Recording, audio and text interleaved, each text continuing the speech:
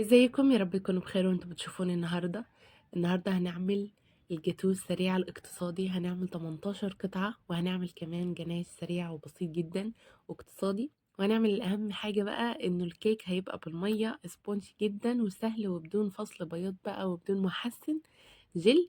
يعني سهل وسريع، مش محتاج أي مجهود أبدا. ولو انتم مبتدئين هينجح معاكم من أول مرة. ولو لسه اول مره تشوفوني، انا مي. لو عجبكم الفيديو ما تنسوش تضغطوا لايك، ولو لسه مشتركتوش اشتركوا. يلا نبتدي. مقادير الكيك بتاعتنا بسيطه جدا. هنحتاج 3 بيضات، اهم حاجه تكون بدرجه حراره الغرفه. وهنحتاج كمان كوبايه الا ربع سكر، حابين تزودوا مثلا تخلوها كوبايه براحتكم، لكن السكر ده مظبوط. هنحتاج كمان نص كوبايه زيت نباتي، وكمان كوبايه ميه عاديه من الحنفيه. وهنحتاج كمان كوبايتين دقيق وعليهم كيس بيكنج باودر من اللي هو 16 جرام ده. وكمان هنحتاج معلقة خل كبيرة، وكمان معلقة صغيرة فانيليا. ده لو هنعمل الكيك بتاعنا بالفانيليا. يمكن النهاردة هنعمله بالشوكولاتة، هنشيل معلقة كده كبيرة من الدقيق ونستبدلها بمعلقة كاكاو كبيرة. معلقة الكاكاو ما كانتش كبيرة قوي، فحطيت رشة كمان يعني. ونبدأ ان احنا بقى نحط المكونات الجافة بتاعتنا في بولة كده، نحط بقى الدقيق والبيكنج باودر. واهم بقى حاجة نقطة صغنونة، هنحتاج ربع معلقة صغيرة بيكنج صودا. ده بتدي لها هشاشة فظيعة جدا للكيك اللي هو بالكاكاو. ونبدأ ان احنا كمان نرش رشة ملح صغنونة كده عشان تبرز النكهات كده، وفي نفس الوقت بتبقى بركة كده. نبدأ ان احنا نخلط المكونات الجافة كلها ونركنها بقى على جنب. وفي بولة بقى نبدأ نحط البيض بتاعنا بدرجة حرارة الغرفة والسكر بتاعنا. ونبدأ ان احنا نحط كمان الفانيليا ونركن شوية كده على جنب الخل، مش هنحطه دلوقتي.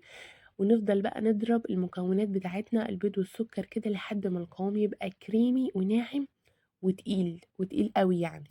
تقدروا ان انتوا تعملوا الخطوة دي في الخلاط، هتضربوا يعني حبة كتير يعني. لكن كل شوية نفصل الخلاط عشان ما يتحرقش مننا، يتحرق مننا.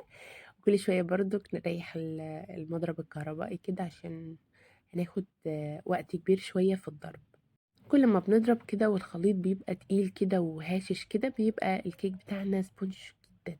شوفوا بقى قد ايه الخليط تقيل وبينزل بصعوبة كده، يعني مش بصعوبة، بتقل كده من المضرب الكهربائي. نبدأ بقى ان احنا نشيل المضرب خالص على جنب، ونبدأ ان احنا نستعمل المضرب السلك بتاعنا. نحط بقى الزيت بتاعنا، وكمان نحط نص كوباية مية دلوقتي مبدئيا. ونركن بقى النص التاني على جنب كده. مش هنحط كمية المية كلها دلوقتي، هنحط تدريجيا. ونحط دلوقتي بقى كمان الخل. الخل بيدي هشاشة حلوة قوي للكيك، وفي نفس الوقت بيقضي على ريحة الزفارة.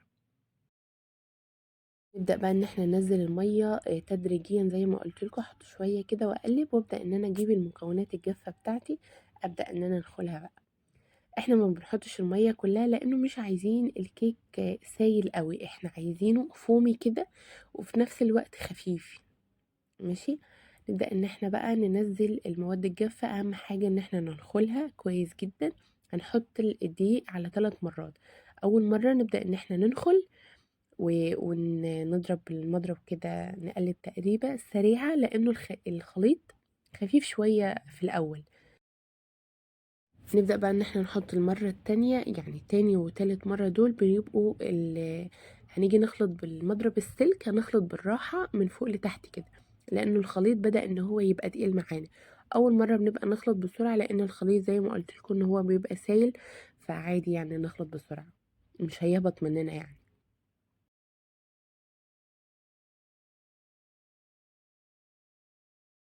نحط بقى اخر كمية الدقيق بتاعتنا، وفي نفس الوقت بقى جنبنا نص كوباية المية اللي احنا شلناها من الاول على جنب كده. نجيبها نبدأ ان احنا نحط معلقة بمعلقة كده لحد ما نشوف الخليط معانا. احنا مش عايزينه زي ما قلت لكم لا خفيف قوي ولا تقيل، احنا بنظبط كده في نفس الوقت بيبقى فومي وفي نفس الوقت بيبقى خفيف كده، عشان الكيك بتاعنا يبقى هش كده مش تقيل. لانه احنا مش مستخدمين له محسن جل، او كمان اللي هو ان احنا صفرين يعني فاصلين البياض عن الصفار عشان يطلع فومي كده. كده خلاص كده ده القوام المطلوب. انا حطيت الكوباية بتاعتي ناقص معلقتين كده. اجيب بقى الصينيه مدهونه دهنه زيت كده، وابدا ان انا احط الخليط بتاعي. اهم حاجه نكون مشغلين الفرن كده اول ما بدانا ان احنا نعمل في الكيك، يعني نخلط في الكيك كده نقوم مشغلينه على طول. لو لاحظتوا من شويه ان انا كنت مسرعه الفيديو، فتلاقوا كده ان الكيك نزل جري في قلب الصينيه. لا، هو الكيك فومي وفي نفس الوقت خفيف شويه، مش خفيف قوي ميه كده. نسبه الكيك بتاعتي صغيره جدا، يعني طبقه رفيعه جدا، عشان لما تخش الفرن وهتستوى هتبقى بحجم الكيك يعني طبقه الكيك اللي احنا متعودين عليها في التورت او بدخلها بقى الفرن مسخنينه قبل كده زي ما قلت لكم على درجه حراره 180 في الرف الوسطاني والمروحه شغاله. شوفوا بقى قد ايه ان الكيك هش وخفيف وطري قوي. هنسيبه بقى لما يهدى شوية، احنا عايزينه دافي شوية عشان نبدأ ان هو يتشرب على طول الخليط اللي احنا هنسقيه بيه. هنحتاج كوباية لبن وكمان معلقتين سكر. تقدروا تستبدلوا مع كوباية اللبن بكوباية مية وندوب فيهم معلقتين السكر برضو، او مثلا كوبايه الحليب ده، وبدل ما نحط معلقتين السكر نحط معلقه شوكولاته، من يعني جناش شوكولاته كده على اللبن وندوب فيه، وبعدين نسيبها الكيك. الكيك زي ما قلت لكم ان هو دافي واللبن ساقع، او يا اما الكيك ساقع واللبن دافي، حاجه من الاتنين تكون دافيه عشان الكيك يتشرب اللبن او الميه اللي احنا حطيناها سقنا بها يعني. نبدا ان احنا نعمل الكريمه. نحتاج كوبايه كريم شانتيه، وكمان هحتاج معلقتين باستري كريم، بتدي طعم حلو قوي للكريمه، بتبقى عامله زي التورت والجاتوهات اللي احنا بنشتريها من بره بالظبط، بس لو مش موجوده تمام مش لازم يعني. ونحتاج كمان معلقتين سكر.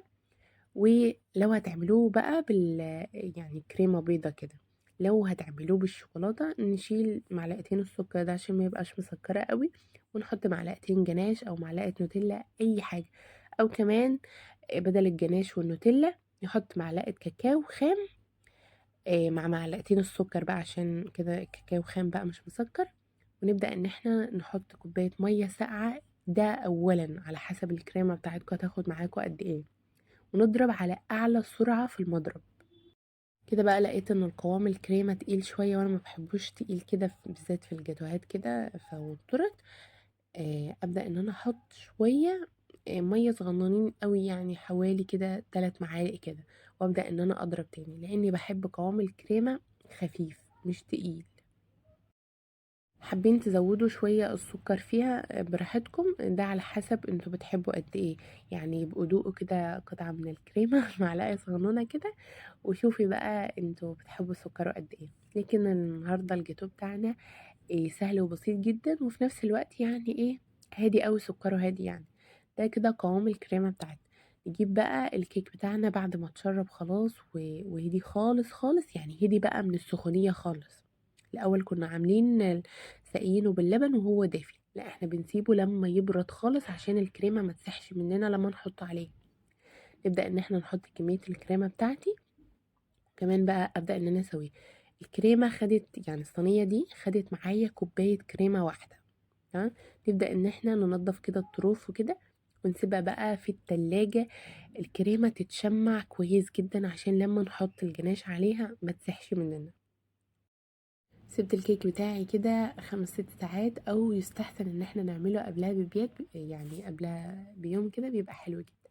نبدأ نعمل الجناش بتاعنا. هنحتاج نص كوباية حليب سائل ساقع من التلاجة عادي، اللي هما 6 معالق من اللي هي المعلقة المعيارية دي. ونحتاج كمان قطعة زبدة معلقة واحدة.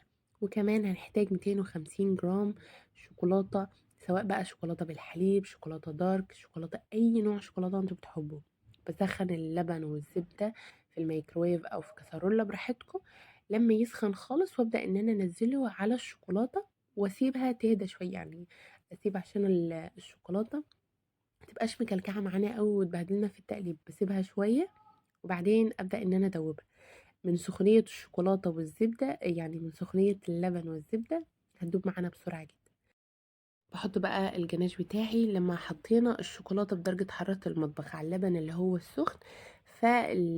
يعني لما يتحط درجة حرارة المطبخ الشوكولاتة على اللبن السخن بينزل الخليط بتاعك او الجناش الشوكولاتة بينزل بدرجة حرارة المطبخ، فلما بنحطه على الكريمة وهو بدرجة حرارة المطبخ ما بيسيحش الكريمة معاكي.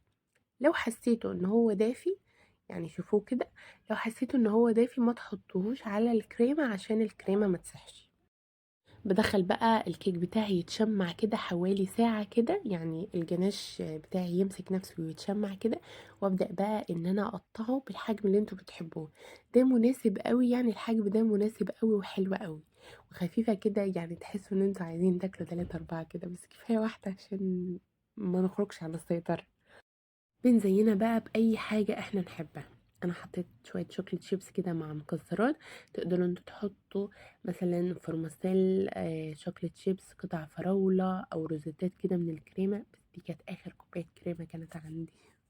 نبدأ بقى نقطعها وبألف هنا وشفا بقى. قد ايه ان الكيك خفيف بقى وطبقاته مظبوطة بقى، بعيد بقى عن الجاتو اللي احنا بنبقى عاملينه طبقات كده وبنبقى خايفين الدنيا ما تكونش مظبوطة او الكريمة كلها ما تكونش مظبوطة. لا، حلوة قوي وسهلة قوي للمبتدئين. شوفوا بقى الكيك بينزل بسهولة، طعم خفيف خفيف طعم حلو قوي. اتمنى الفيديو يكون عجبكم، لو عجبكم ما تنسوش تعملوا لايك، ولو لسه ما اشتركتوش اشتركوا، واشوفكم في فيديوهات تانية، وباي باي.